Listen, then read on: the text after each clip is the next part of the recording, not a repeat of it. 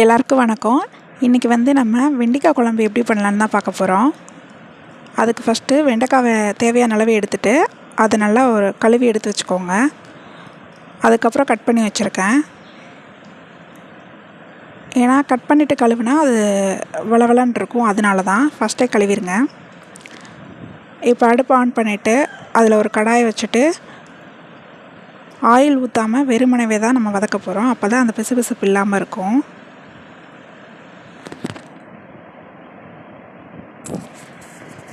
நம்ம கட் பண்ணி வச்சுருக்க வெண்டைக்காவை கடாயில் போட்டு எண்ணெய் எதுவும் சேர்க்காமல் அப்படியே தான் வதக்க போகிறோம்.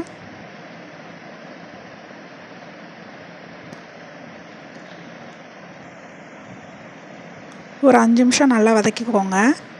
இந்தளவு வதங்கினா போதும். இதுக்கப்புறம் நம்ம குழம்புக்கு தேவையான வெங்காயமும் தேங்காயும் கட் பண்ணி வச்சுருக்கோம். அதை அரைச்சி எடுத்துக்கலாம். அதை ஒரு ஜாருக்கு மாற்றிட்டு அரைச்சி வச்சுக்கலாம். அப்போ தான் ஈஸியாக இருக்கும்.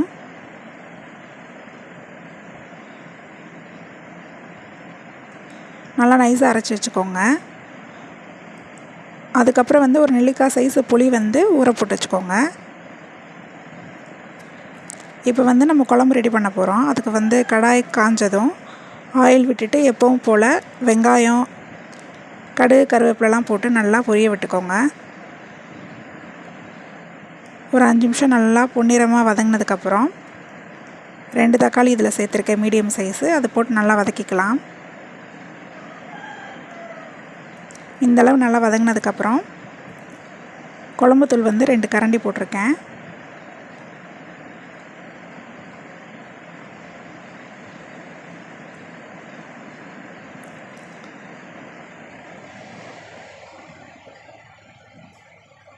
அப்புறம் நம்ம அரைச்சி வச்சுருக்க அந்த தேங்காயையும் நம்ம அதில் சேர்த்துக்கலாம்.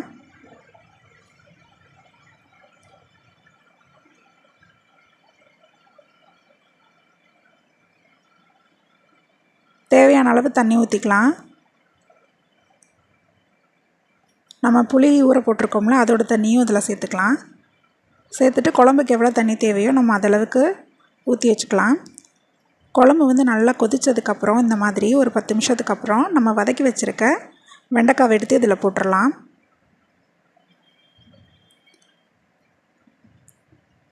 ஒரு 10 நிமிஷம் நல்லா கொதிக்கட்டும்.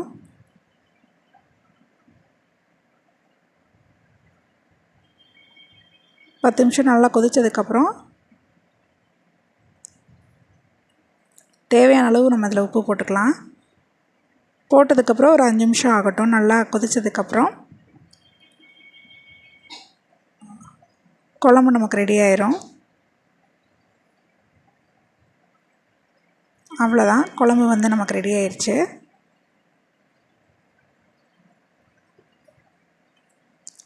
சூடான சாதத்தில் போட்டு நம்ம சாப்பிட்டோம்னா சூப்பராக இருக்கும். ட்ரை பண்ணிவிட்டு சொல்லுங்கள் எப்படி இருக்குன்னு. அவ்வளோதான் ஃப்ரெண்ட்ஸ்.